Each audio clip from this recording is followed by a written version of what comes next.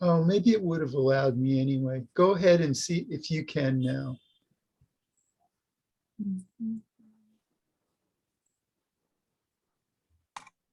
Yeah. Good, Yeah. good. Okay. Okay, so our technicals are good. Don, you're good.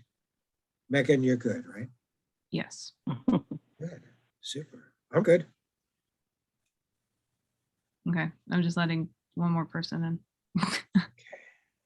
All righty. Okay, we're good. All right. Welcome, everyone, and thank you for joining us. I'm really excited for this event.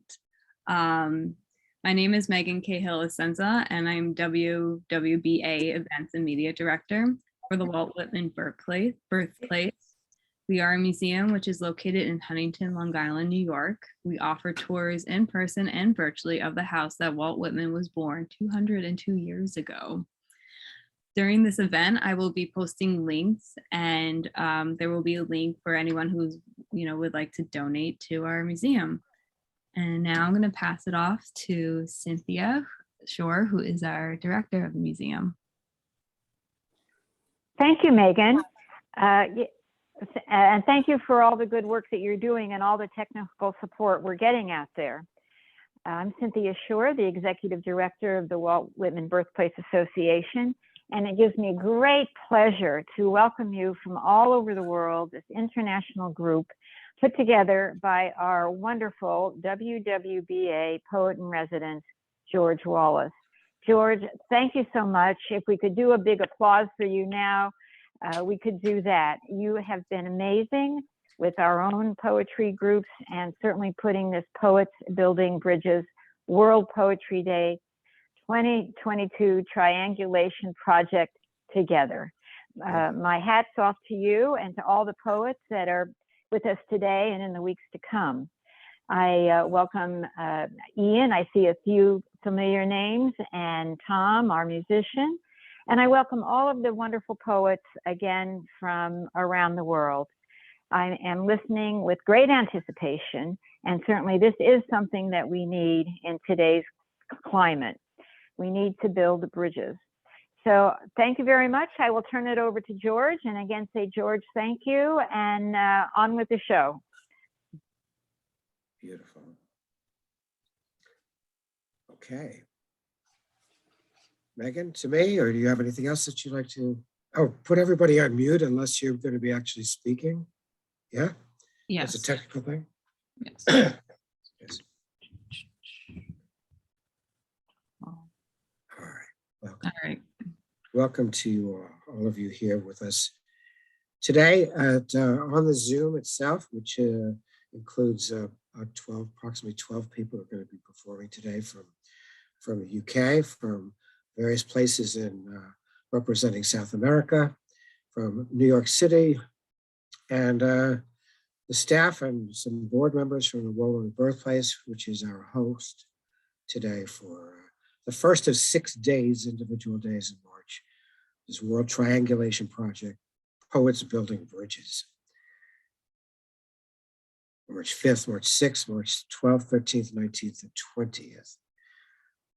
Crazy, wild, big concept, which, grew to this thing. And we're the first one today, so we're going to kick it off. And I really am delighted that to have the people we have with us today, because there's some outstanding artists and performers with us. And just a general concept, as Cynthia mentioned, of reaching out at this particular time in world history, I think is really critical. So I'm humbled to, come up with this idea and see you all run with it and be part of it. So thank you for that. World Triangulation Day project today includes, as I say, representatives from the southeastern portion of the UK, Suffolk, where I used to live at one point in time, led by compere Ian Griffiths. From Barranquilla, but representing several countries in South America, Argentina, Colombia, and Mexico, as well as Argentina, Colombia, Mexico, and what other, Maria, Peru? No. Well, anyway, a couple of countries, and she'll tell you the details. Is Maria del Castillo, Sucerquilla. So she's here with us today. So welcome.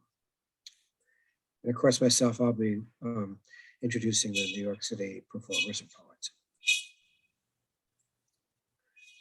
Only to say that there are some other people who are going to be performing with us in future days. I think Tony Policano and Francine Witte and Patricia Carrigan and Peter Kozlowski and maybe some others. The screen's really big. So Tanya Kohan is going to be representing from Los Angeles. It's going to be comparing a group from the Korean diaspora. So it's a tremendous series of events every Saturday and Sunday for the next 6 of them at 10 a.m. Eastern Standard Time. That's quite a stretch because, for example, we're going to have people from as far away as India on one day. So that's a number of hours ahead. And from Korea on another day, which is a number of hours behind. So in order to accommodate people in time zones so that they can participate without having to get up in the middle of the night and dress in some pajamas, we tried to find the best optimal time for it, which is this time, 10 o'clock. So this is how going to have happen. Nice to see you all. If you're going to be seeing this on streamed on Facebook, welcome. If you're going to be seeing this on YouTube, you can see the YouTube version of this from a couple of different sources, which I will put on chat, but it's also, we'll put it on Facebook so you know how to find this show and all of the shows afterwards on YouTube. And that's courtesy of Don Krieger from Cultivating Voices. Thank you for that. I think that covers the bases. What I'll do now is very quickly, I'm going to introduce you to Ian Griffiths, who will present the block of poets and a musician from the UK. Now we know Ian Griffiths from a couple of locations here in New York. I performed with him up in Woodstock, and he's been out to the Wall Birthplace, for those of you who had his show here. He's been with us at the Great Weather for Media's event at Parkside as well. So, I mean, he's not a stranger to New York at all. World traveler, really, Ian Griffiths, former chairman of the Suffolk Poetry Society, originally from South Wales. Big Dylan Thomas aficionado, and now he's living in East Anglia, performs widely. So he's our guest compere for a group of people, and I'm going to let you put your hands together for Ian Griffiths now for Suffolk, UK. Put your hands together. Thank you.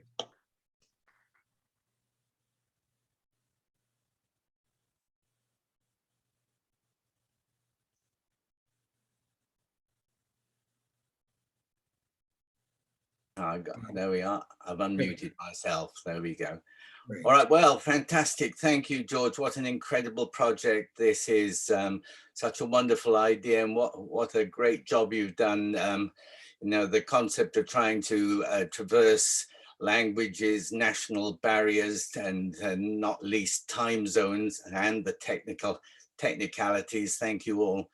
It's a great privilege to have my team representing just some of the wonderful poets we have in East Anglia with me tonight. So I will go through them all as they come on and do their pieces. So I'm going to kick this thing off. It seems an incredibly portentous time, an appropriate time to be doing this kind of thing. And I just want to tell you as a short introduction to this first poem that way back in 1995, I was doing my own kind of poetic bridge. I went to work in Russia, in Moscow. I was doing work making hotels and restaurants there, but really my objective was to put myself in touch with Russian poetry, which, if any of you have experienced it, is really fantastic. And yeah, I was, of course, there are good and bad people everywhere, but I was met by, if I suffered from anything, it was just incredible hospitality and quite a lot of vodka as well. Anyway, so this poem started off as just, I wrote it a long time ago. I had no idea of what was going to be happening when I read it tonight. But sometimes, as it happens with poems, they gain a meaning long after, or extra meanings long after they are written. So this started off really as a night in a pub in Moscow. Rosie's Bar. There are words of Russian in this, you won't have to worry about understanding them. I think you'll get their meaning. Давай, пойдем. It's St. Patrick's night in Moscow, and we're down at Rosie's Bar. Rosie's at the end of the day, at the end of the week. Let's raise a glass to Rosie, to St. Patrick's Day in Moscow. Shamrock, Guinness and vodka, давай, let's go. Yes, Rosie's, come in off the street, na ulica, na plochit, na revolucji, na biblioteka.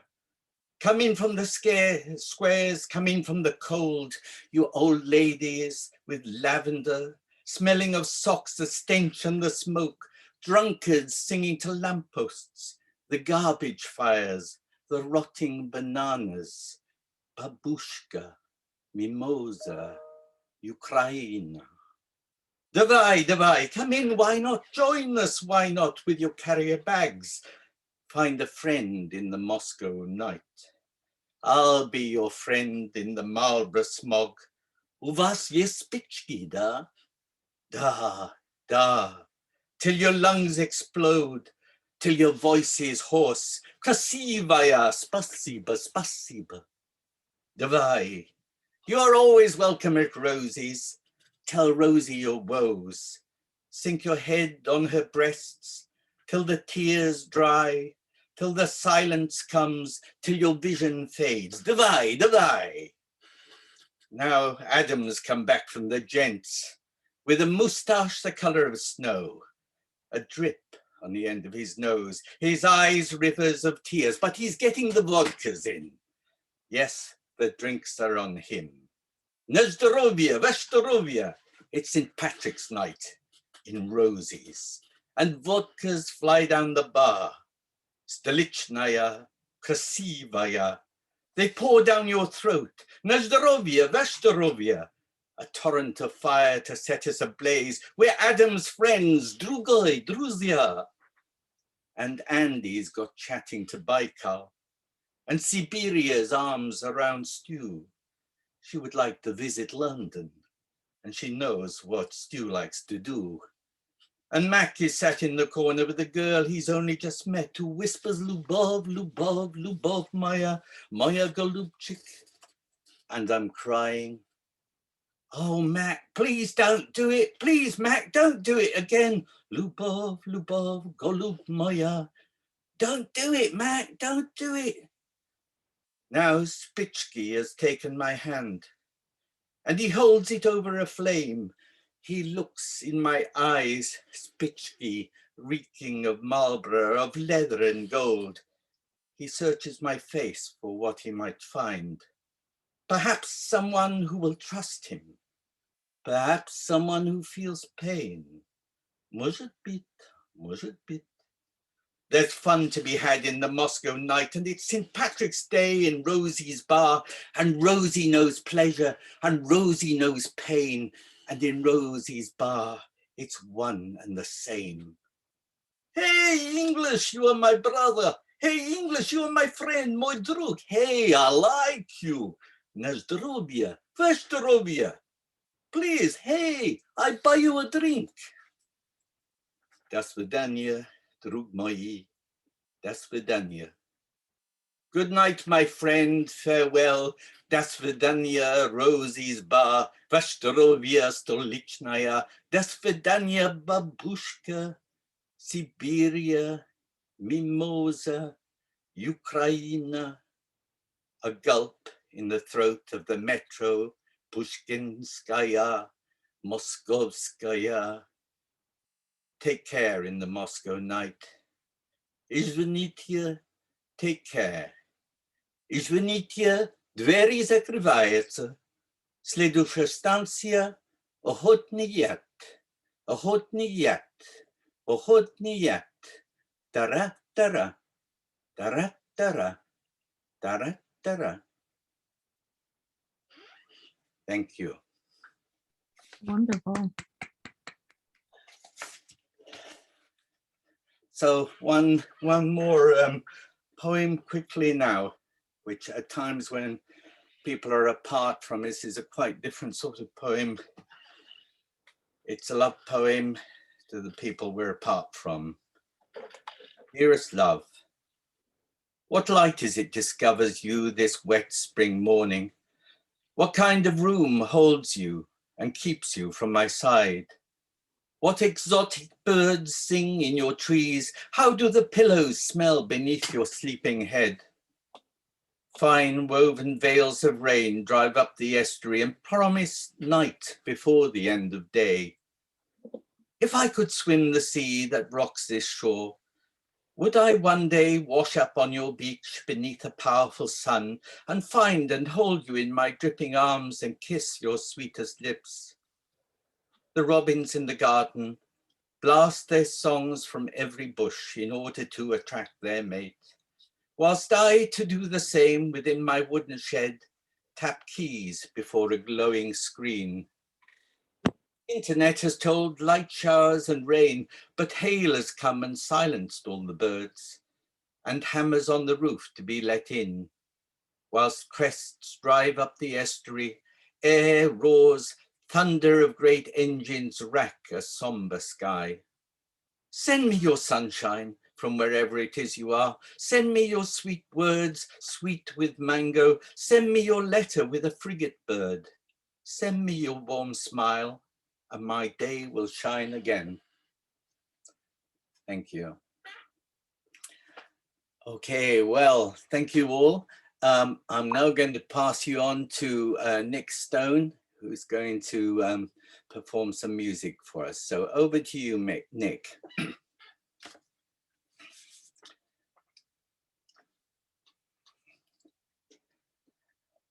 Nick, I think you need to unmute yourself or be unmuted.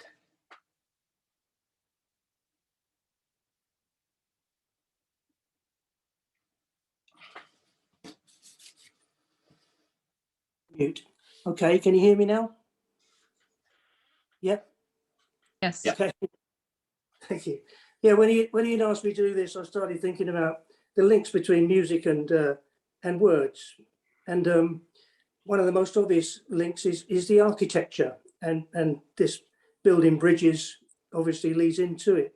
And so with words, you need the architecture of language, of grammar, of punctuation. And with music, you need architecture too. So this, I've chosen a very simple architecture, which for those of you who aren't musicals is based on the key of C, and C, D, E, F, G, A, B are the notes in the scale of C. And if we take the first, second, and fifth, not in that order, we end up with, and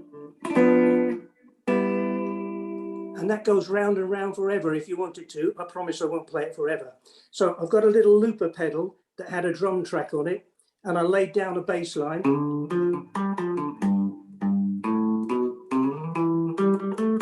Something like that. And then I can play across the top of it. So here's my backing that I put together.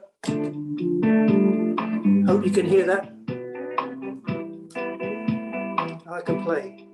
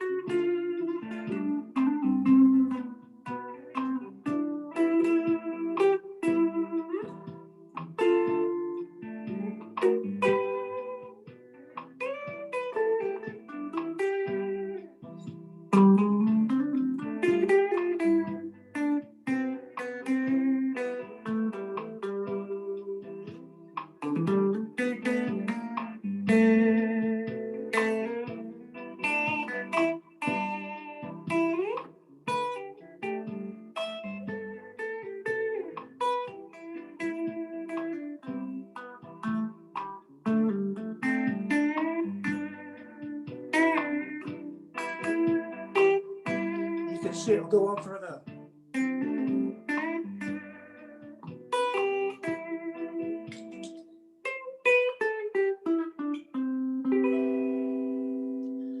Lovely. Thank you very much indeed, Nick Stone, ladies and gentlemen. Thank you. Well, now I'm going to pass you on, there she is, to the wonderful Alexandra Davis there, who is a teacher, and these things need to start young. So she does the most fantastic job with children, teaching poetry and literature with children. And that's when it started for me, certainly when I was at school. Those first teachers of poetry are so important. And yeah, well, I'm not going to say any more. Wonderful poet. So pleased that she was able to join us when I know she's got a lot of other things going on today. So I'm going to hand you on now to Alexandra Davis. Thank you, Ian. Louder than words. He made 15 cups of tea in one morning. Each time he offered, she said yes. And so he'd retreat to the well-worn kitchen, the limp-limbed mug tree, the toiling kettle, place her empty cup on the side. She drank 15 cups of tea that morning because love infused the gesture. While his tired exhalations mingled with the steam, the martyred milk completed the gift. If he offered 100,000 teas, each time she would say, yes, please. When you come from the UK, you have to start with a cup of tea.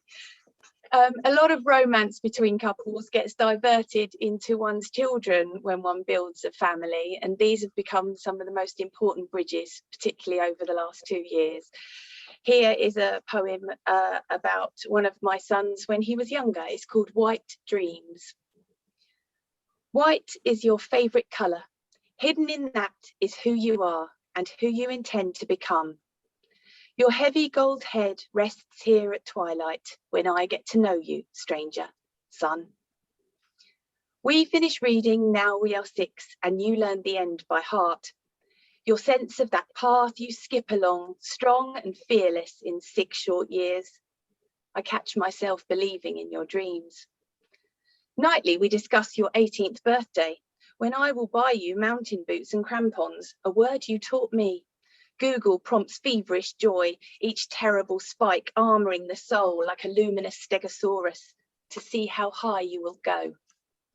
While I was reading of Christopher Robin, imagining dragons with Binker, your mind was akimbo in ice-clad elsewhere, planning, devising an awesome gap year in alien costume footwear. It should be funny, this recurring white request. In order to meet a snow-white seal pup, witness the whiteness of a bear like yours, you will also require a white snowsuit, just like the one I brought you home in that February morning, raw from birth. For now the earth is yours, a polar pearl, worthy of admiration and conquest like a bride, the Arctic, dreamy desert, clothed in white, waiting for you at the end of any aisle. This next poem is about making sure those bridges stay open when your children go to dark places so they can return. The Aisle. Returning from Krakow after 4 days, he looks pale, his eyes red and tired. The school trip has gone well to Auschwitz-Birkenau, and now he hates me. Clipped answers tell me he has slept, eaten, showered, been polite. They were looked after, the beds warm, the weather cold, the food cheap. The space between us is longer than the dining table because I let him go. I should have known he would now wish he had not gone, or I should have been there, so he could have blamed me at the time instead of having to be his own mother, ill-equipped, cowering in a corner of his terrified mind. Across the gulf, I cannot reach to touch him. I ask, what was the worst thing you saw? Because I have to meet him there somehow, hold him, too tall, his face rougher than I remember. and take his weight near some twisted exhibit. He takes a breath, prepares. He wants me there. He talks of a long room with a narrow aisle that he walked. On either side, behind the glass, the deep cavity from floor to roof stuffed full of human hair. And his eyes are now melting tears, and his voice is shouting, cracking with swallowed sobs, because he is still a child, and I was not there, and the air blurs as if to prove that I missed it. I find him now, my grieving boy, trace his neat parting I've been shaping here for 14 years, touch his double crown, smooth his hair. Soon he stands, his burden slightly eased. He does not blame me now. I have finally done my job. I have been to Krakow. My next poem is a tribute to my grandparents, who have always been incredibly important to me and are particularly special in my thoughts today. It's called Ingot. I remember overhead discussions about the acquisition, serious and furtive, as if they were drunk on fairy dust. My father would make the purchase on his Saudi trip. My grandfather shook his hand, puffed out his small chest, a sparrow, pretending to be a goldfinch. They could afford 10 grams. The weight was paramount, its purity guaranteed. It would hang from her neck, an emblem of status, of hard graft, of a little Del Boy swank. Everyone was rather pleased with themselves back then. So I knew the word ingot from a young age. A smooth oblong bar with the face of Fortuna, like a dazzling sea maiden, serene in profile, with her grain and coins spilling from her headdress, the crest of their retirement, their harvest. On the reverse, the provenance and assay, 4 nines fine and Swiss, solid bullion truth.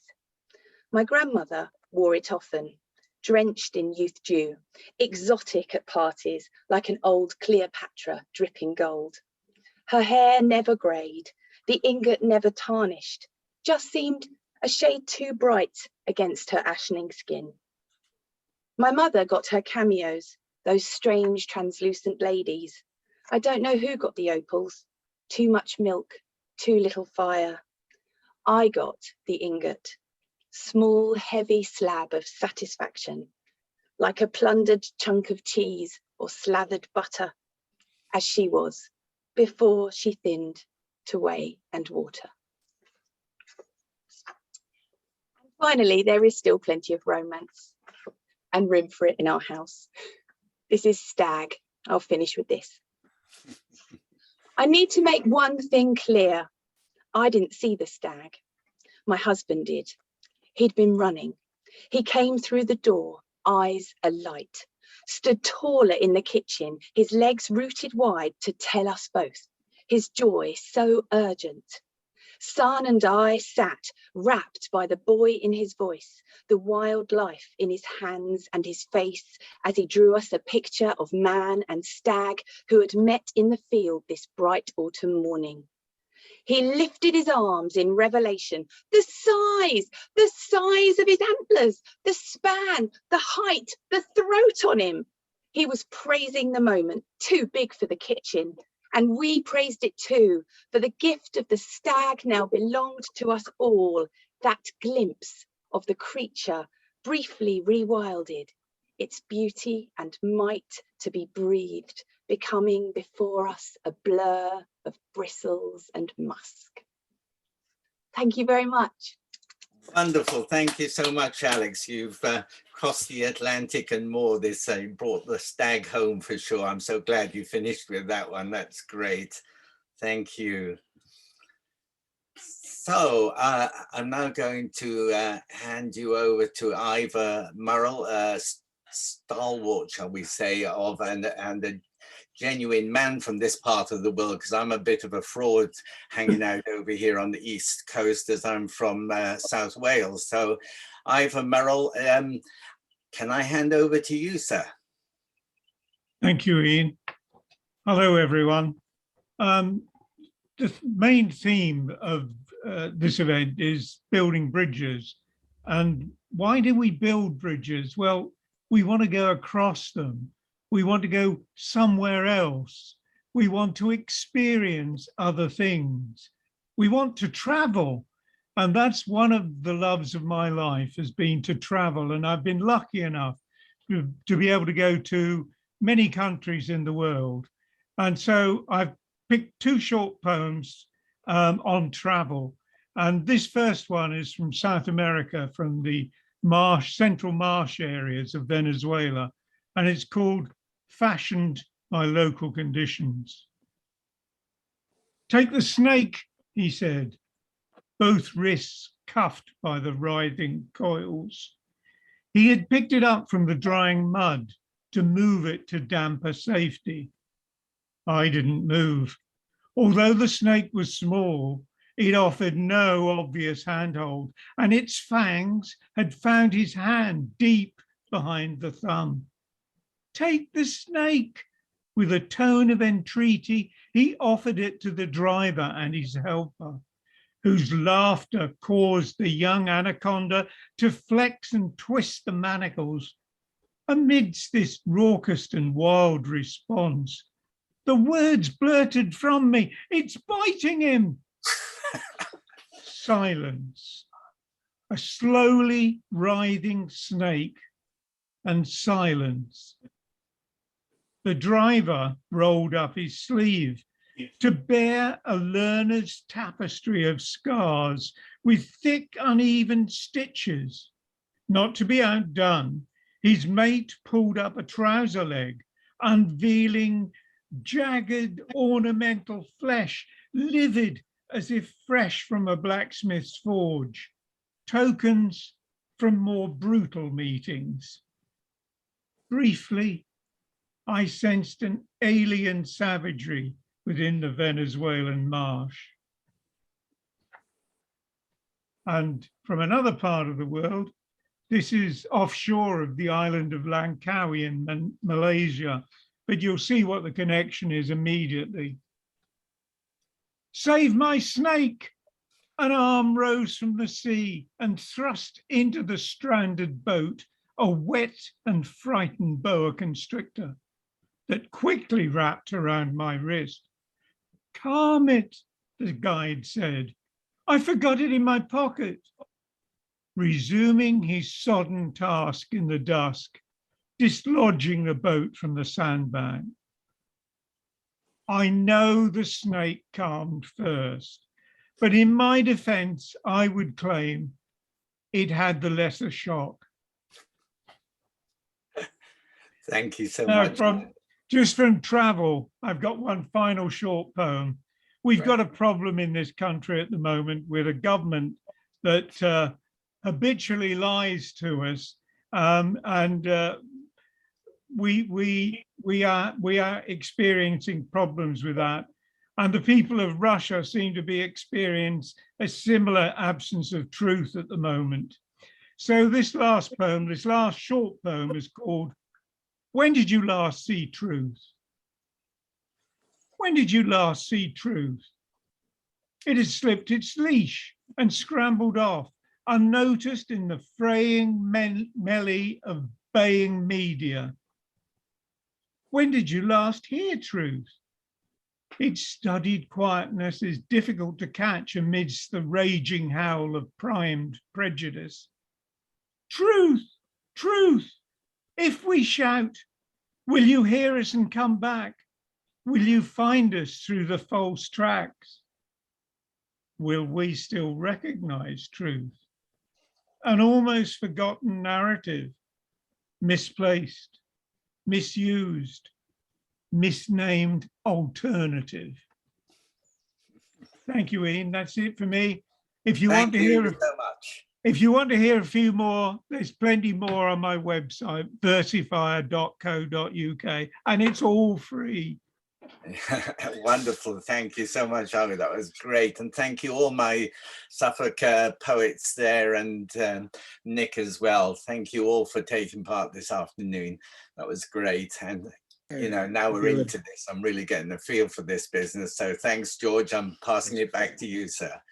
let's see if we can transact this. Everybody take yourself off mute for a second and give these people a round of applause from the UK for joining us today. Can we do that? Yay! Makes a difference to hear a little bit of audience. Thank you for that. Now put yourselves back. Great, thank you. Now, some people who joined us who are going to be in for next some of these sessions. I see Lola Kunjakian, she's going to be representing the Armenian diaspora. We have Patricia, Karen Newberg is here now. Thank you for joining us, Karen.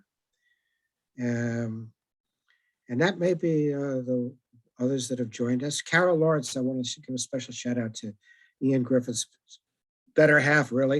You know, she has an art show coming up March 24th in the UK, so watch out for that. So thank you all from the UK, Ian, Nick, Ivor, and Alexandra. Thank you so much for joining us. Now I'll turn it over immediately to Maria del Castillo Sucerquilla, and I'll tell you very quickly about her.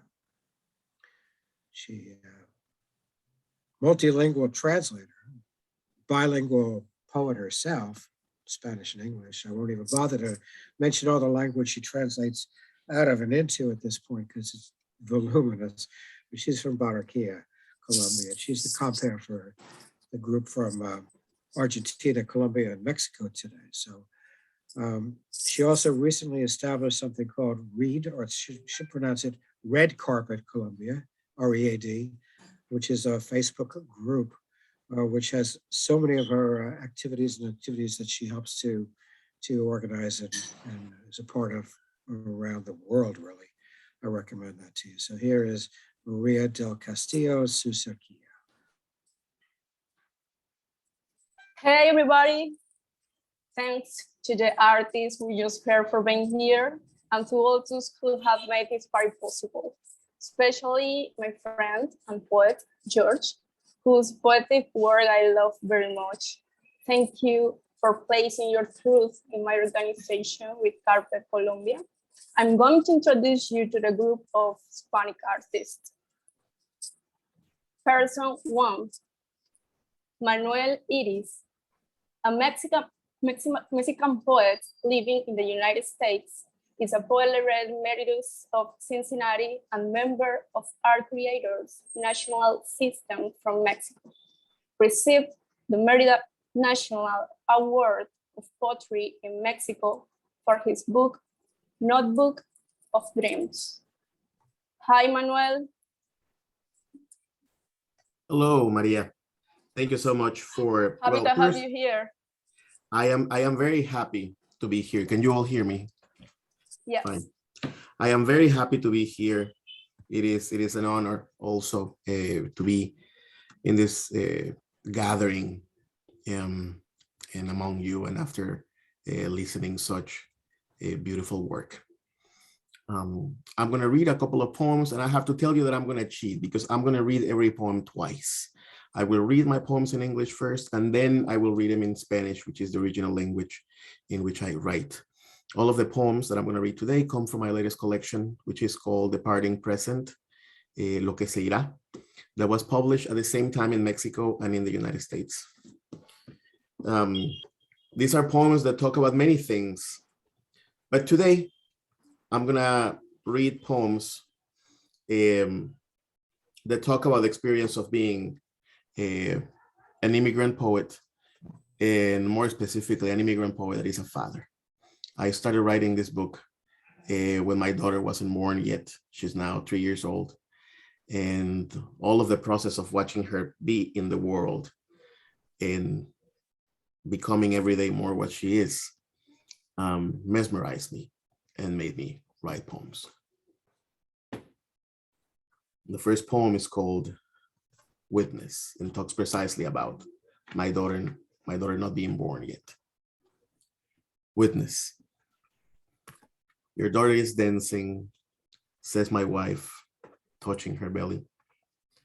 For the past 5 months, I've been a witness of what happens there, under her hands.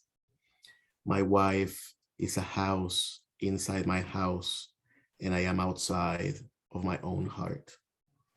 I am sure she's happy, she says, and I would give up poetry in exchange for having inside me my daughter, for feeling that dance that bonds them to all beginnings. But that option does not exist, and I do what I can. Cooking, fulfilling cravings, writing a poem in which I say what I can see from this side of the skin in which mystery embodies itself.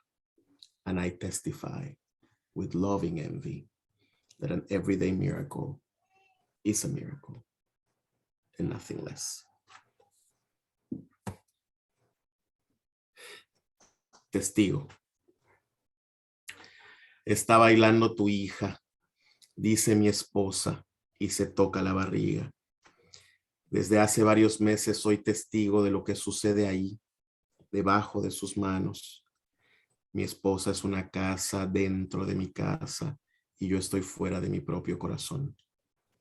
Seguro está contenta, dice, y yo sería capaz de renunciar a la poesía a cambio de tener dentro de mí a mi hija, de sentir la danza que las une a todos los principios. Pero la opción no existe y hago lo que puedo. Cocinar, solucionar antojos, escribir el poema en el que digo lo que veo desde este lado de la piel en que se encarna el misterio. Y testimonio, con amorosa envidia, que un milagro tantas veces repetido es un milagro y nada menos.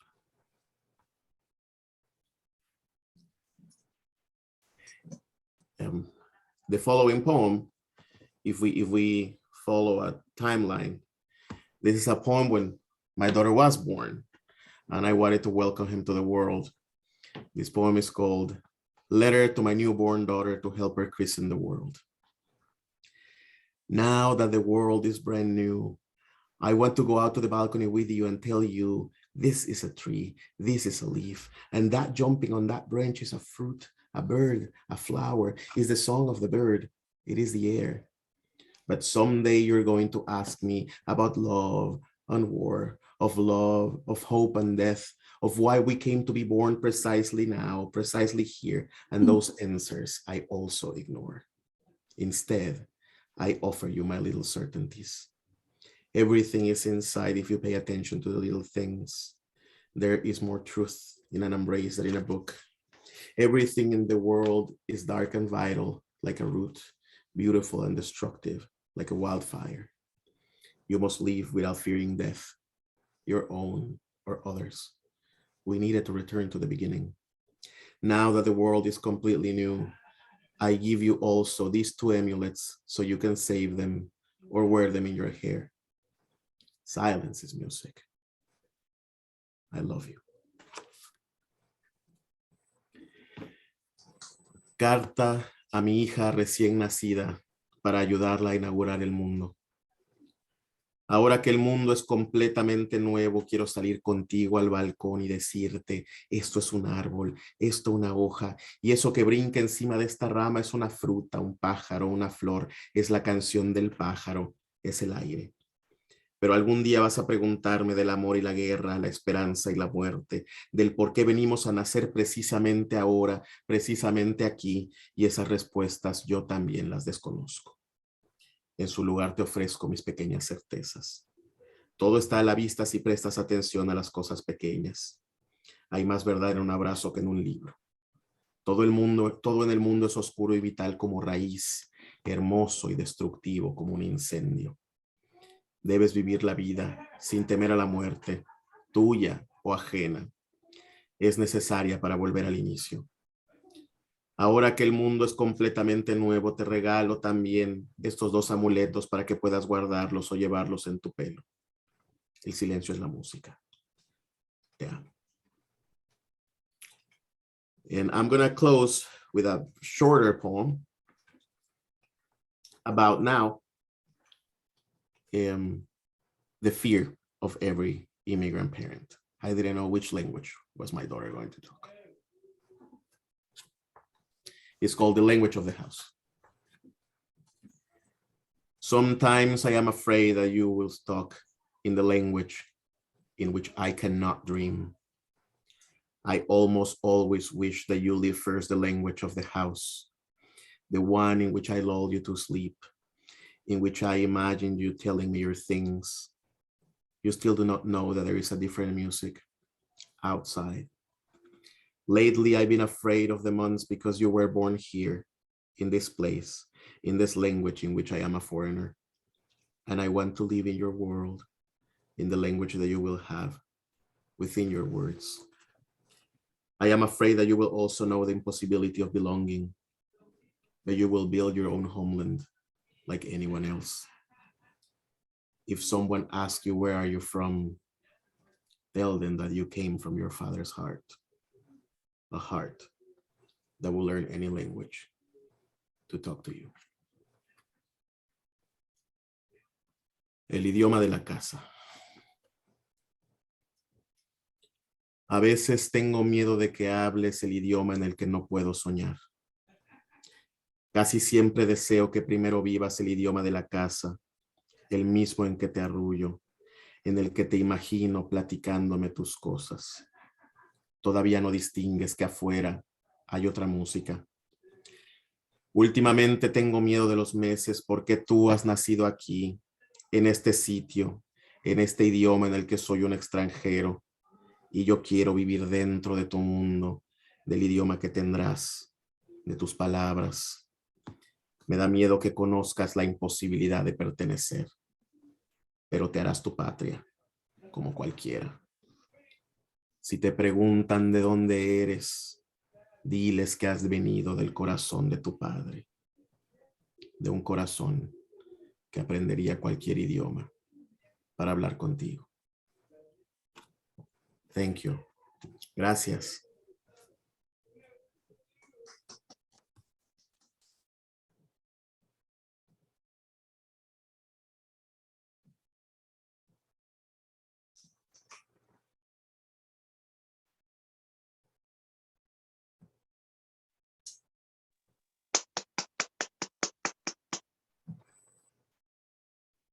Thank you.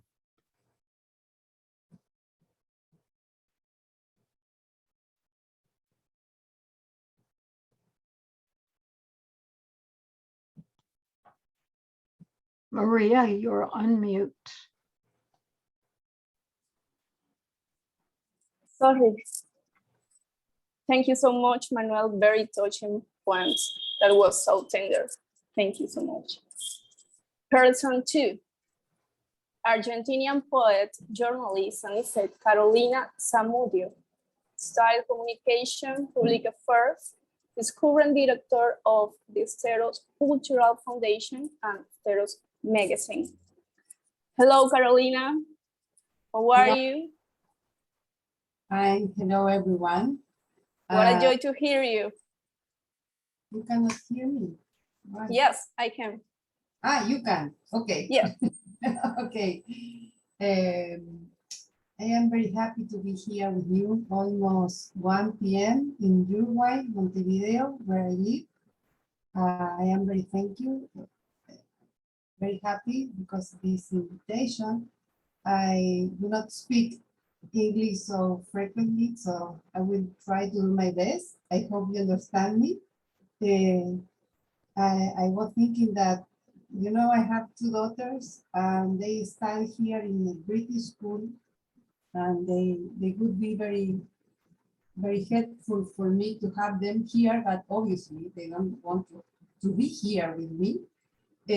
So I will try to read my poems first in Spanish and then in English, and hope you understand.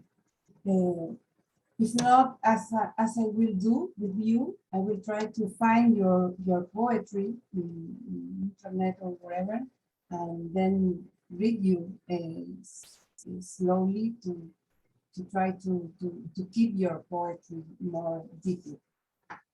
So I will start reading Spanish, my poems. These poems belongs to a book that was published 7 years ago, I think, in New York by Arte Poética Press, who is Carlos Aguasaco, a Colombian poet, runs this Project. Arraigo. Quizás sea un roble con aroma a eucalipto, cuyas raíces son ramas que tanto anclan un fondo como rozan una cúpula. Exilios ciertos ni hazañas tengo. La casa es campo de batalla, el cuerpo es la casa. Alma, espíritu y vacío habitan en ella. A veces, en el silencio humeante que presagia los sueños, me paro ante mí y pido. Casi siempre me obedezco. Alguna vez, quizá plante un árbol ahí donde mueren las palabras. Por ahora me conformo con ser durazno y que su piel desgarres. Hija de una tierra que tanto me crece como me carcome, rama de un tronco que se deshilacha lerdo, fruto del fruto de una y otras ramas que crecen desordenadas, profusas, jardinera del desarraigo, quizá alguna vez yo misma plante ese árbol. Roots. It may be a eucalyptus, a sense oak tree, whose roots are branches which more a bottom as well as brush a dome. Unavoidable banishments I have no exploits to talk about. The house is a battlefield. The body is the house. Soul, spirit, and vacuum during it. Sometimes in the smoke and silence, harbinger of dreams, I stand before me and pray. I almost always obey myself. Someday I may plant a tree there where the words go to die. For now, I resign myself to being a peach, and that you may tear its skin, daughter of a land that both make me breathe and eats me away, a branch from a trunk that slowly ravels, the fruit of a fruit from one and other branches, growing disorderly, largely, gardener of and I myself may someday plant that tree. It was not easy at all for me. I am very sorry.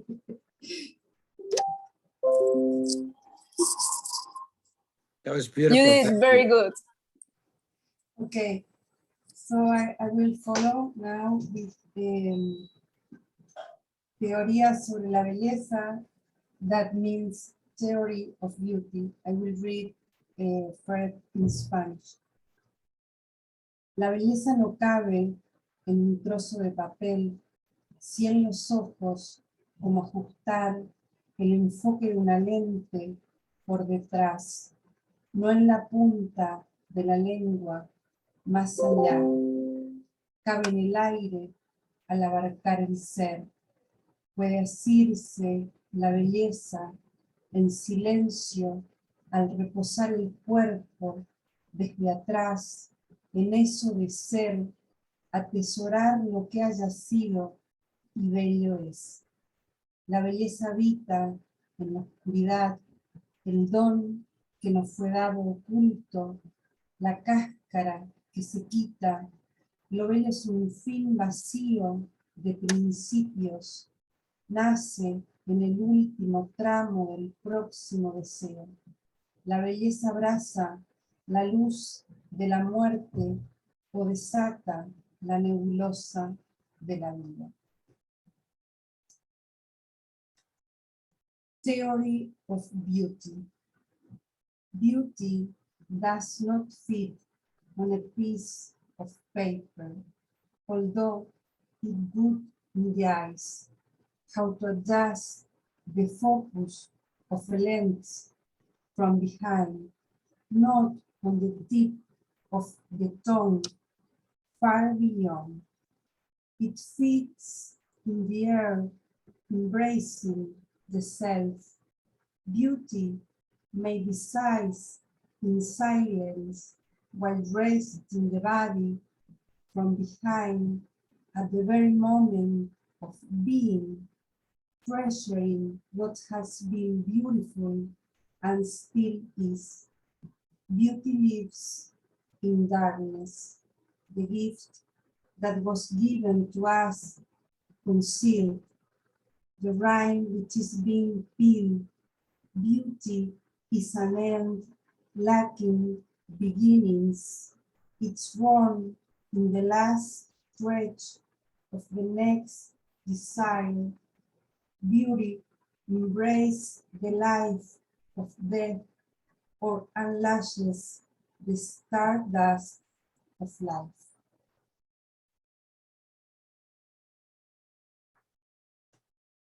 That was even more difficult. But okay, so I think I will read the last one. That it is the same book. Really, it is the only book I have published in both languages, and the name of the book is The Darkness of What Shines. And this poem I will read, it is the center and the end. So I go first in Spanish. 1. El último abrazo antes de la primera muerte, el franco coqueteo con la locura, la vez que el amor fue un pozo absoluto como el cosmos, el aliento originario de un más allá difuso, de la única verdad que es el nacimiento. 2. La vida no está allá, ni entonces. La vida es esta, este aliento, esta piel, esta sensación de pozo seco, de colmena abandonada, de centro y de fin. 3. El vacío tiene el peso de lo absoluto, nunca menos. Centro. El vacío es la medida del mundo. The center and the end. 1. The last embrace before the first true death. Candid filtration with madness, while making love, and it was an absolute, well, like the universe, the primordial breath from about hereafter, of the only truth, which is birth. 2. Life is not there, or even then. This is life. This breath, this skin, this feeling of being like a dry well, forsaken behind the center and the end. 3. The void has the weight of the absolute, nevertheless. The center, the bar is the measure. Thank you so much. Wow, thank you so much, Carolina. Can you please show us again your book cover, please? For sure. Yes. It's here. Thank you. Wonderful. Thank you. I think that it is on Arte Poética Press, so I don't know, but it is also on the web. Okay, thank you. Thank you. Person 3. Born in Barranquilla, Northern Colombia, Talulah Flores, poet and translator who did her master's degree in linguistics at Buffalo College, New York State University, is co-founder of Poemas Rio, the International Poetry Festival in the Caribbean. Hello, Talulah. Hello, everybody. I'm very glad to be Welcome. here with you. Well, just a few words I have been thinking for this moment. As we all know, poetry is about transgression. So building bridges like the one we are raising today not only enriches our views, but also should give us the strength we need to conserve justice when the word justice has become meaningless. I would like to express my thanks to George Wallace and Maria, and to extend a very special greeting to all poets here today building bridges. Thank you very much. I will read 2 poems in my own language and 2 poems in English. These poems in English were translated by a Colombian poet, Nicolas Suezcun, maybe 15 years ago. And the poems I will read in Spanish haven't been translated yet, but I feel like reading them today for the Spanish audience, and because they haven't been published yet. So, diciembre. Y no ha sido este dolor lo que yo digo, la fallida pretensión de amar ni la conciencia de no decir amor como es debido, o sencillamente amar. No ha sido este dolor tan meditado, tan vano, que un día balbuceó mi nombre para advertirme con algo de cautela. Acude, corre, vuela, traspasa, atestigua la vida entera, aprovecha que es diciembre. ¿No ves que aquí nada se marchita en esta época del año? ¿Dónde la fatiga? Si todo es pura brisa, si el color se desborda en cada jardín de la ciudad, los corazones solos esconden sus ojos del día y de la noche para abrir sus cuerpos dóciles a esto que llamamos la alegría. Así que hoy nos prometemos, lo haré contigo y contigo sin desamparo alguno hasta alcanzar el río, para reconocer involuntarios el ritmo que nos donó el Caribe. Este ritmo, mira nada más el agua, observa cómo navegan las tarullas despreocupadas de la tierra, se sobrecogen y se desperezan para seguir lentamente el curso. Mira el agua, algunas ceden el paso a las canoas y a los buques, dejando un reguero de flores entre sus desordenados bulbos, mientras el color que parece una violeta se acerca hacia la orilla. Así que no ha sido este dolor lo que yo digo, en la brevedad del goce yo sonrío. Es este otro que pareciera tan antiguo, tan grande, que no pasa, que me pesa y me desvergüenza en la melancolía, amando como amé, tan perturbada como tú y como tú, al comprender la muerte en el amor los días, de los que ya no pueden abrazar ningún dolor. Por extraño que parezca, todo es tan ancho ahora. Sorry.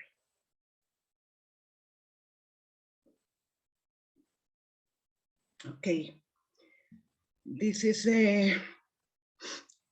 one of the poems translated by Nicolas Suezcun, Walt Whitman. Because at some point he mentioned frontiers, knowing that frontiers do not exist and that nothing was certain, not even simple, non-existent things. I celebrate Walt Whitman and I lose myself in his voice because it's easier to know he's near to be able to abandon him, inventing another dialogue of forthcoming abandonments or proximities more fitting to the celebration of time. Song of himself, I sing myself and take possession of myself, of those who come because you asked for it, and I believe in myself and in my time of pain, sorrow, and death, and in the sovereign future of the many lives I will not live.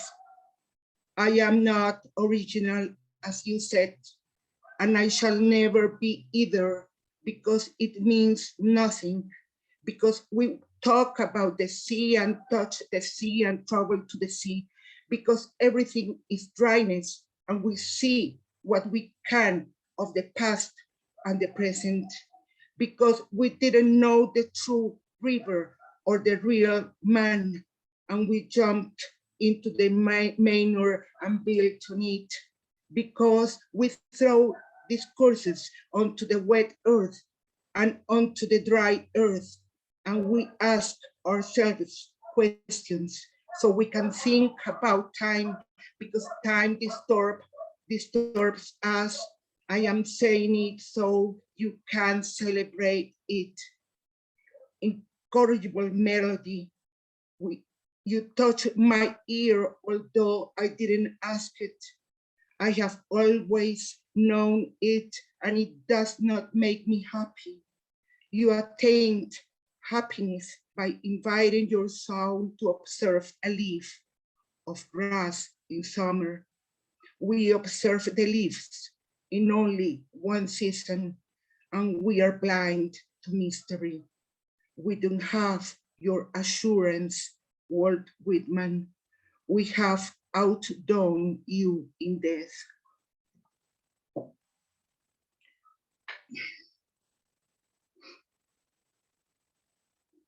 Okay, this is a poem to George Bakovia, a Romanian poet,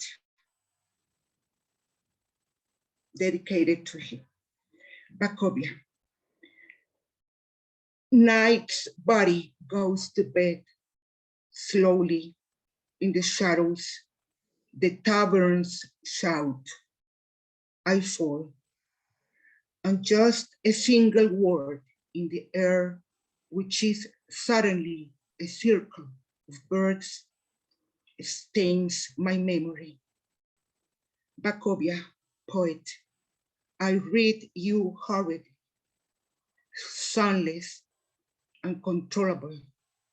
Long ago, you taught me a sadness of gloomy laughter and a dampness I found only in your perpetually scarce trees that warned me of danger. Pondering on it from this rum tropic of myth and scraps of trash, I got lost in Romania in that strange winter.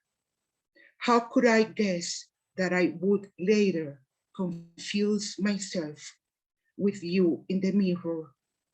Centuries of sun, a line of light in the sand, Barranquilla buried in a corner of laughter and dance. Nothing forgotten, everything conclusive.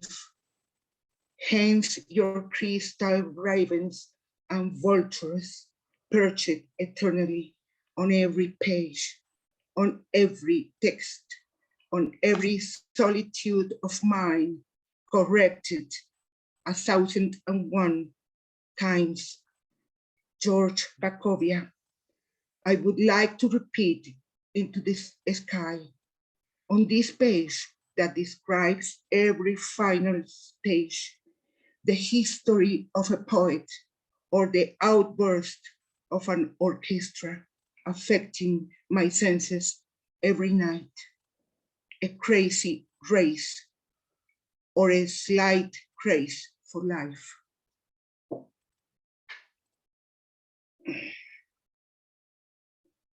Okay. Sorry.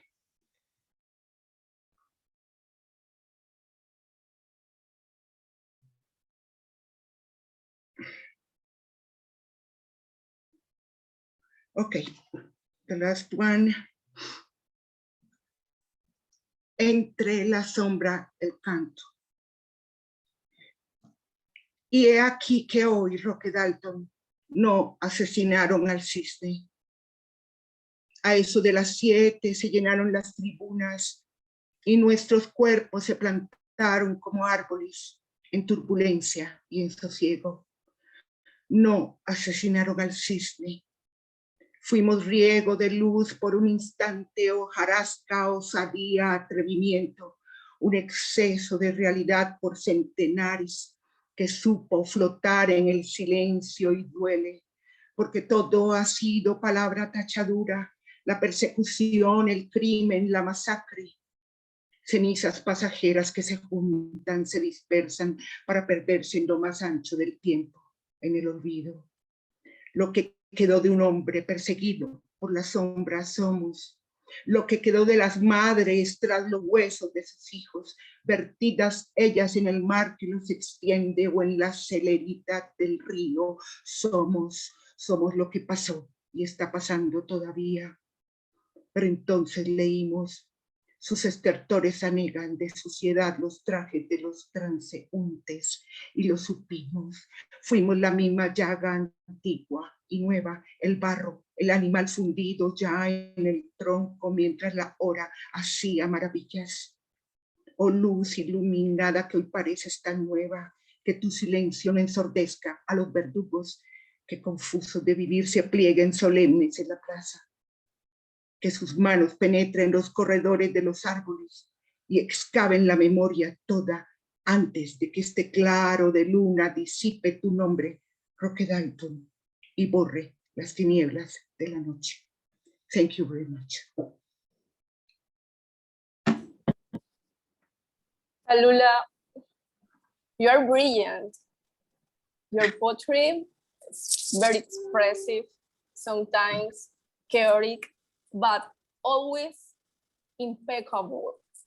I really love it. Thank you so much. Thank you so much. Thank you so much. Well, now we present the Colombian artist, Luis David Ocasio, who may be heard on YouTube at Medina YouTube. Hello, Medina, are you here?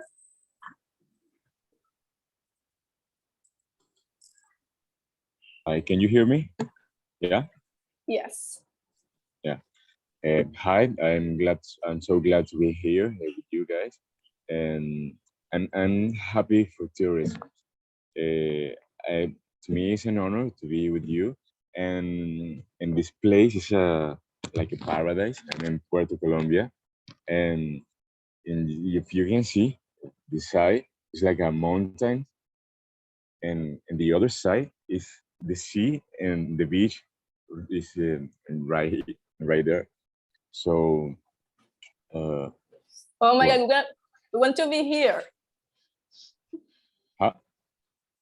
Repeat? Oh. I got some songs for you, some covers, and the other songs mine. So this song I've been called The Only Sun, en español, El Único Sol. I hope you enjoy.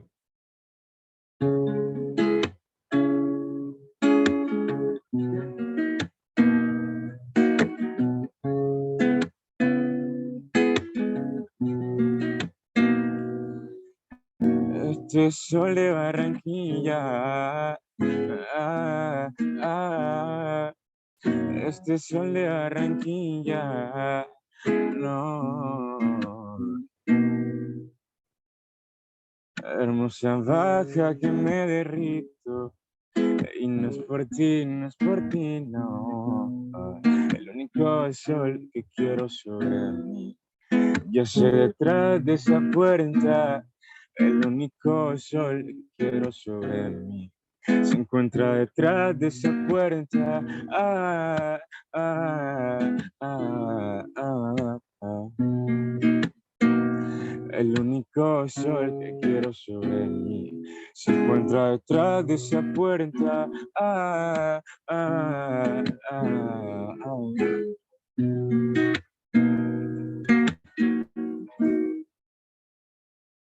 Desciende bíblicamente por la escalera, era.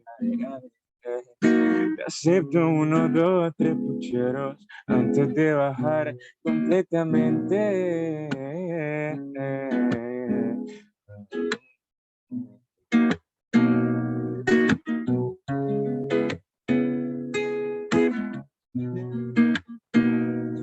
Me refugio en la sombra de tus ojos, la que te pones para ver mi cara de tonto. Ya no tiene alas, pero tiene el cuerpo y la cara. Ella no tiene alas, pero tiene el cuerpo y la cara. Ah, ah, ah, ah.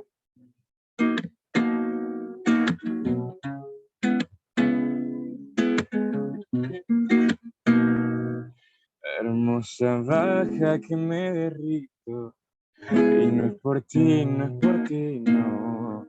El único sol que quiero sobre mí se encuentra detrás de esa puerta. El único sol que quiero sobre mí se encuentra detrás de esa puerta. Ah, ah, oh.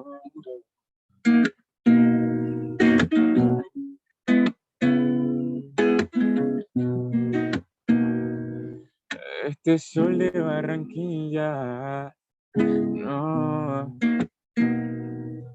Este sol de Barranquilla, ey.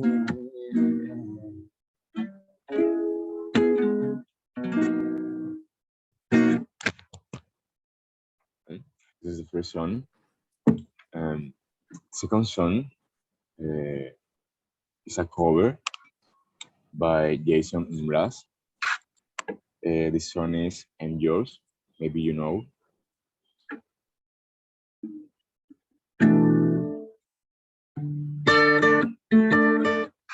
No.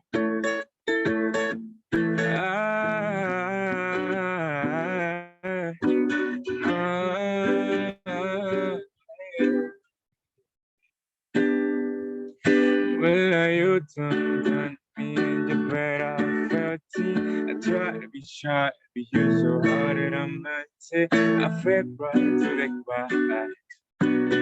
Now I'm trying to get back for the cold one that I kept on my best. There's nothing gonna come but one convention. Recognition in my spot, man. To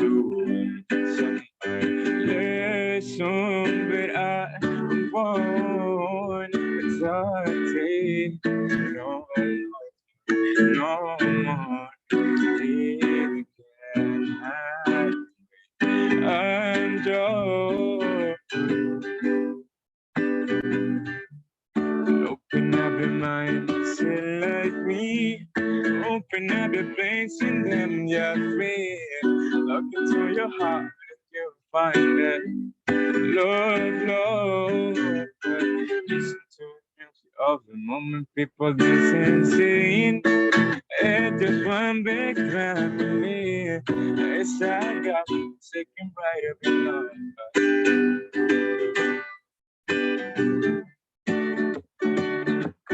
No,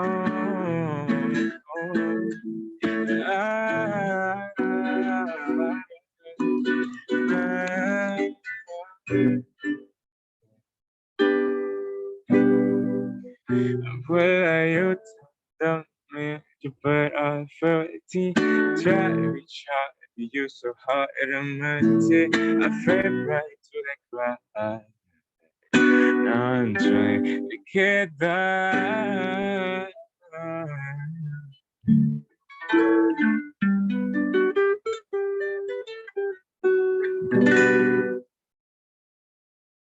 Thank you.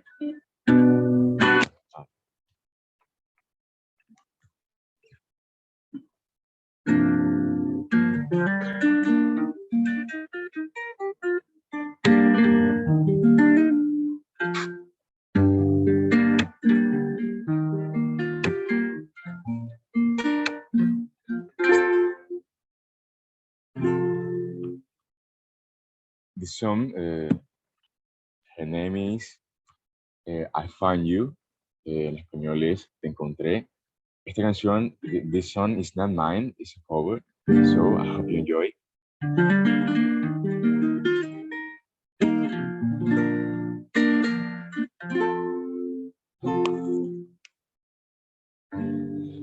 Te encontré, ya encontré la mujer que por tanto tiempo había esperado.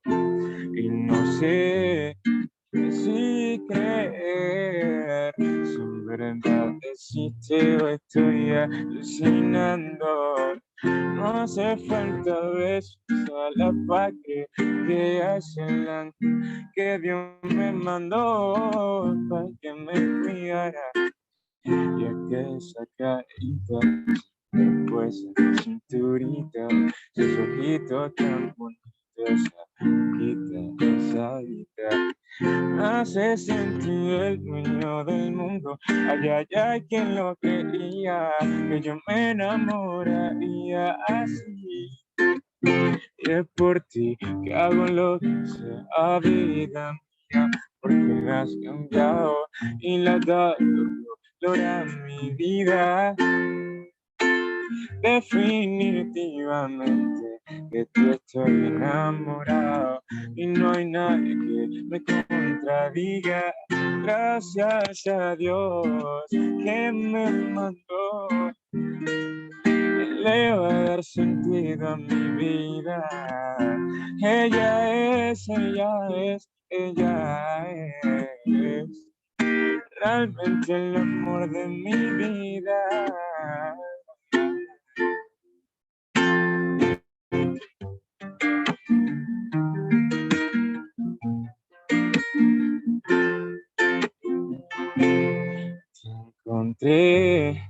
Ya encontré la mujer que por tanto tiempo he esperado. Y no sé si creer, si en verdad existe o estoy alucinando. No hace falta besos a la pa' que ya es el ángel que Dios me mandó, para que me cuidara. Te encontré.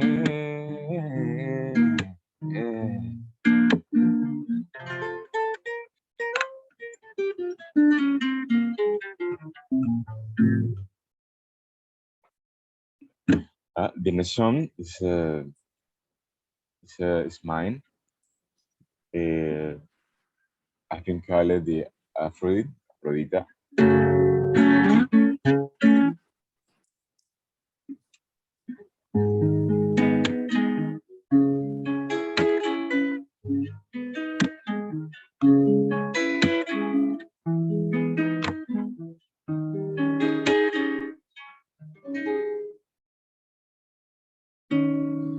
Mi Afrodita de cristal, no.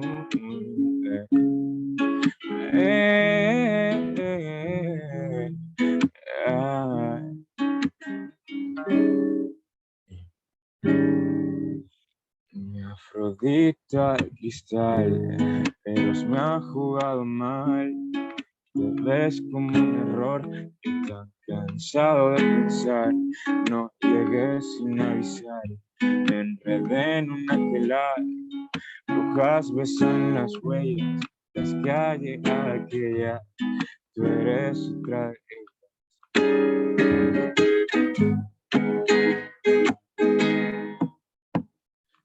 Te juro que yo no era así. Te juro que yo no era así. Detrás de ti lo jodieron todo.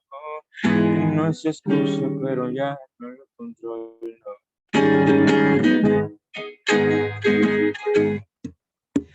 Me mira como si estrenara ojos, le pido que se marche, se lo imploro, pero ella dice que no va a dejarme solo.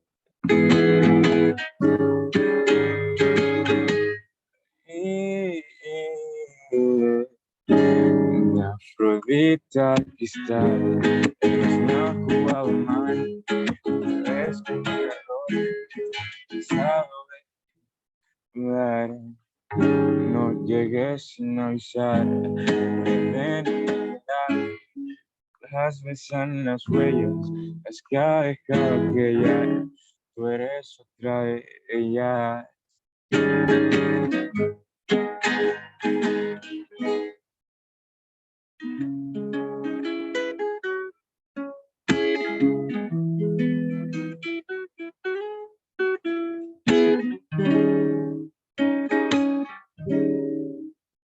Mi Afrodita de cristal, Eros me ha jugado mal. Te ves como un error, yo tan cansado de pensar, no llegué sin avisar.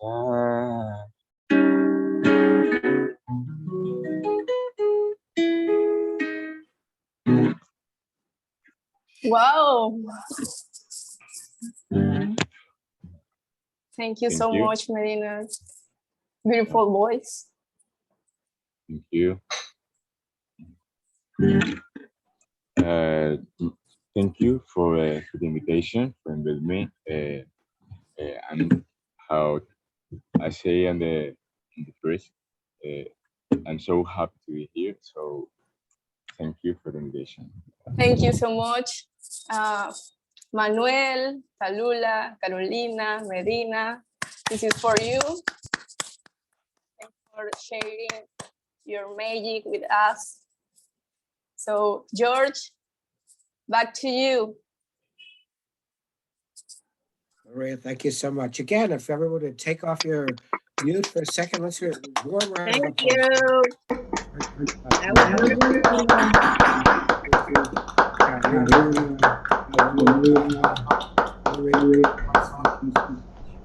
Beautiful work.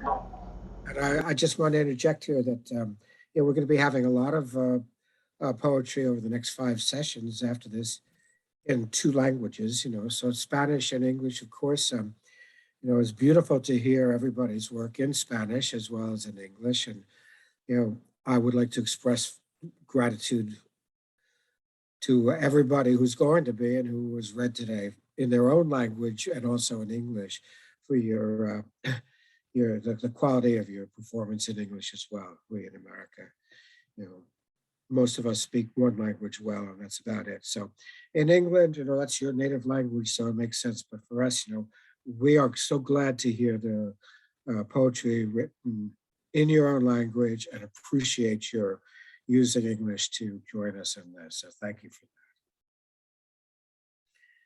that. Okay, good. So now we have heard from Suffolk, England. We've heard from several locations, including a gorgeous beachside, mountainside location in Colombia. And we're going to hear from, you know, cold Northeast United States now. I don't know how it is in Philly right now for you, Joe, but it hasn't warmed up yet here in New York City. So we're going to start right off with the go-to guy for New York City poetry reading events as the opening person for events. Chicago, Cleveland, Kent State, Philadelphia, New York's Joe Waharty. Thank you, George. Thank you. Thank you, everyone who's read and sang. Wonderful, wonderful program. Sing song, the inarticulate music of children. The way they sang when the Tower of Babel fell, and in the rubble, some piled rock on rock, as a child piles word on word, sound on sound, thought on thought. What is left in the rubble? An undefeated music. Bombardment. That's what God did when people displeased him. When in their pride, they built something for themselves, skywards, a threat. Maybe it was, maybe it still is. Once there was a man who built a shack by a pond. There he wrote and thought and watched. The waters of the pond ripple and the trees surge, the sun that rises and falls. He even watched as darkness fell across the water and deep into the pines. The shack where he lived was razed, as often happens to shacks and even greater dwellings in the course of time. Now people come to where that shack was and pile stones, small monuments to that writing and thinking and watching. Sing song, what people do in the wake of gods and tyrants and time itself. Inarticulate in the face of hate and fear and folly. One thing upon another.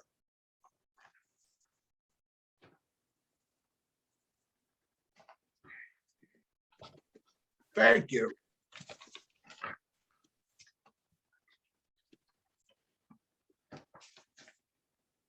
Rain breaks hard and loud. I should say, Sheetz is a chain of gas stations here in the United States. Rain breaks hard and loud. I saw Satan. He was pumping gas at Sheetz. I said, I didn't think you needed gas. He said, I don't, but I have to get out of the rain. When it rains, when rain breaks hard and loud, over the head of anyone, even the king of hell, must find shelter. Even the foulest shit can be washed clean by a hard rain. And then where would I be? This palace of concrete, plastic, and glass, and the stench of gasoline fills me with a power to make the innocent bleed. But this goddamn rain, it's senseless purity, like belief with nothing to believe, that fills its senselessness with drumming thunder.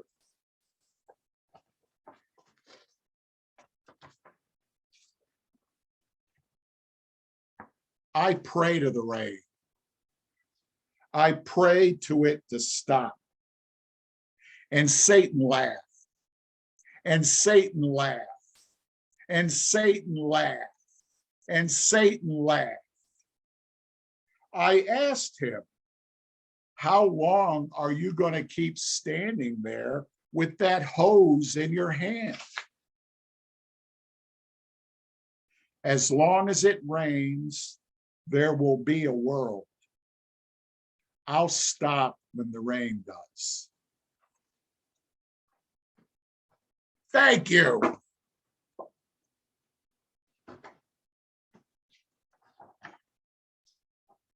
Roarty, Joe Roarty, thank you very much. Thank you, George, and thank you, everyone. I see Tommy Santoriello is taking his headphones off. Joining us from Northport is just fabulous musician from New York City and greater New York City area. He's worked with us a number of times at the Wilton birthplace.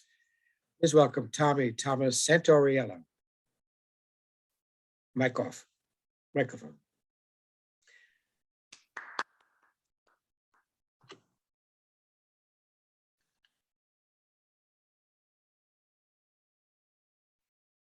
I'm not hearing you.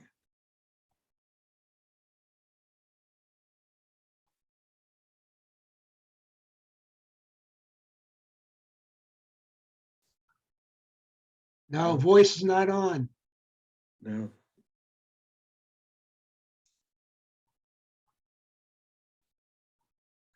That's unmute. Try again.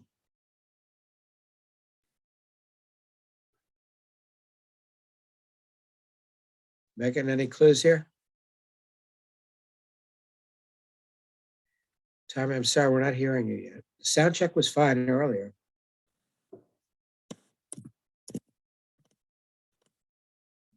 Maybe when you put your headset on, you change the setting somehow?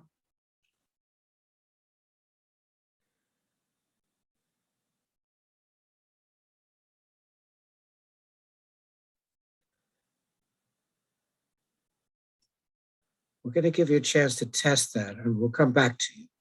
Okay, Tommy, if you can see if you can figure it out while we get somebody else on. Yes, okay. That's what we're going to do. Dorothy Cantwell is next, also from New York City. I'll tell you very briefly about Dorothy. She's worked as an educator, actor, and playwright. Work's been published. Brownstone Poets Anthology, Patricia Carrigan is here from them. Consulate Literary Journal, Flash Boulevard. That's Francine Witte, she's here. Assisi River and South Review, Angel City Review.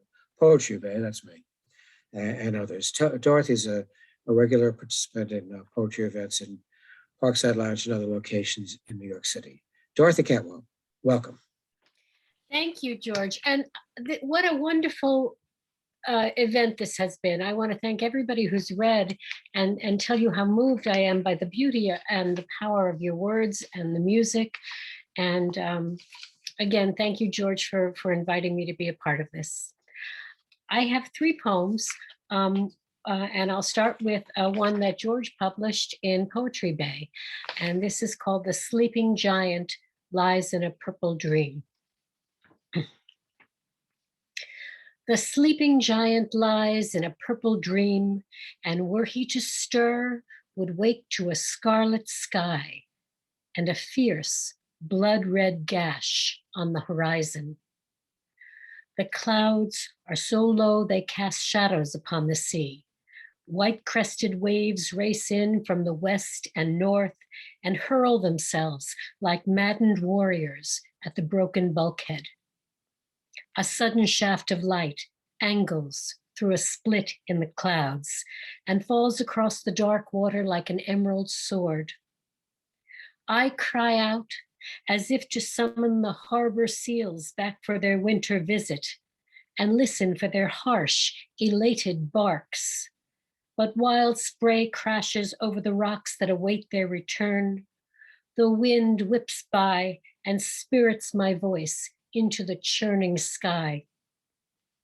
Fire carved, a burning cave of ashes, now cold behind the grate, where death curls like a sleeping serpent satisfied with its kill.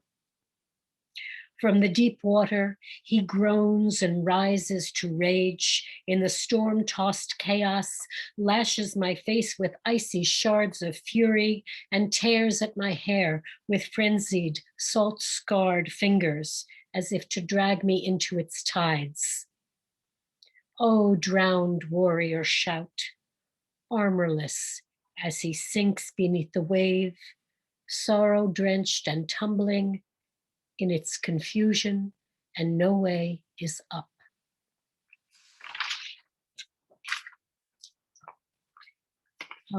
Thank you. The next poem is called Aklis at the Altar.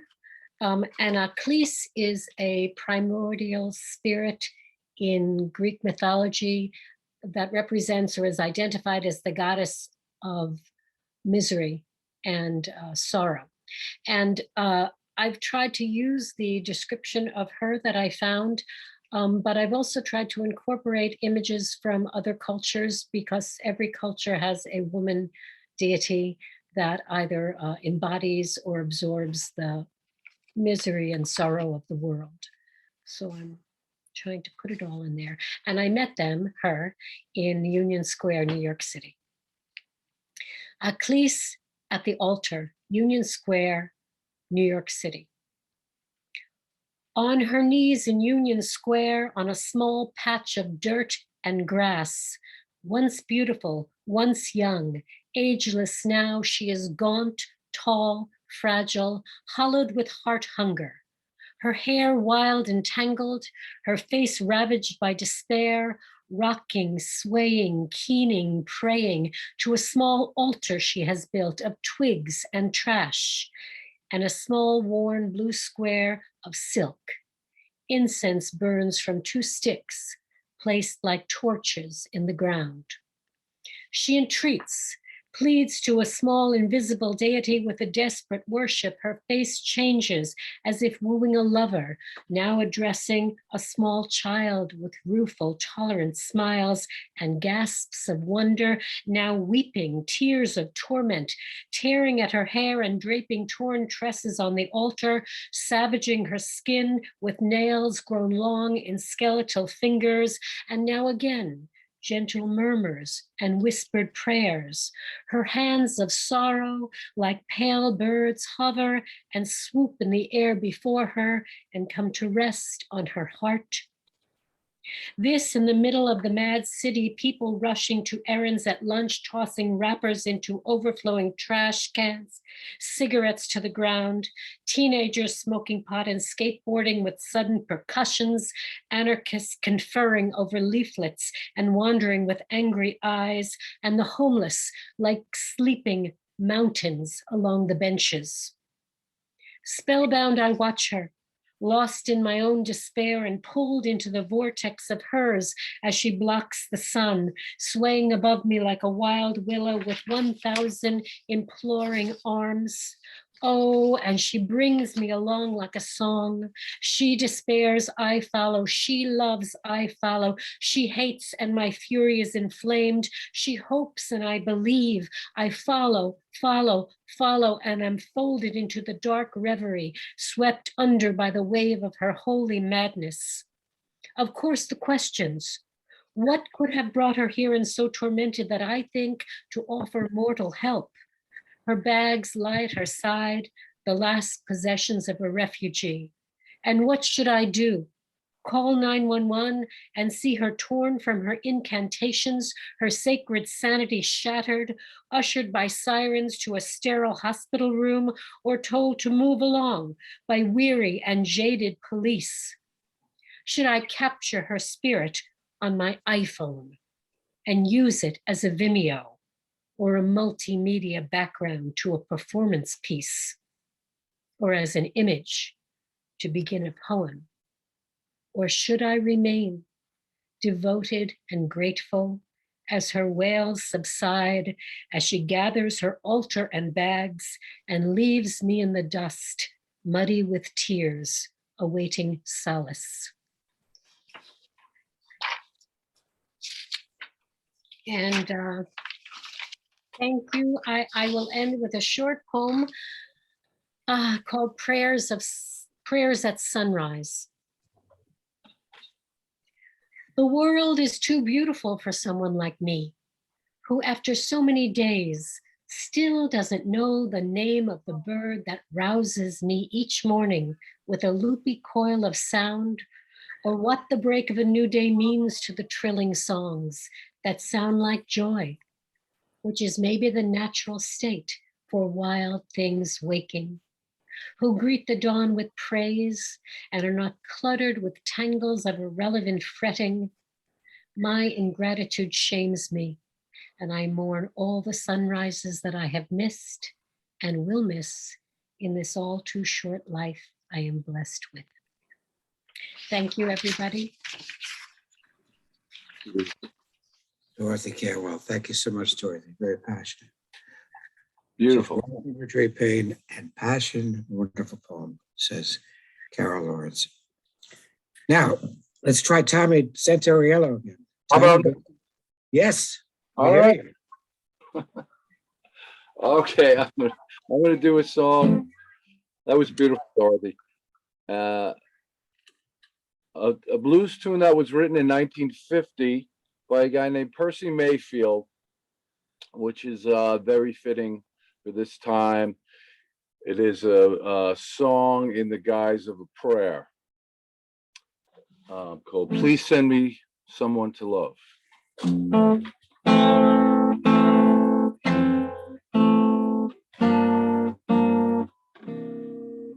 Heaven, please send to all mankind understanding and peace of mind. But if it's not asking too much, please send me someone to love, someone to love. Show the world how to get along. Peace will enter when hate is gone. But if it's not asking too much, please send me someone to love, someone to love. I lie awake at night to find the world in so much trouble. You know my answer, it's always the same. Unless man put an end to this damnable sin, hate's gonna put the world in a flame. Well, what a shame, just because I'm in misery. I don't beg for no sympathy, but if it's not asking too much, please send me someone to love, someone to love.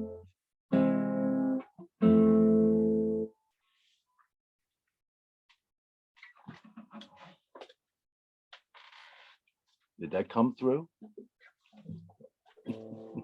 Did that come through? Okay. Ladies and gentlemen, did that come through? I think so, loud and clear.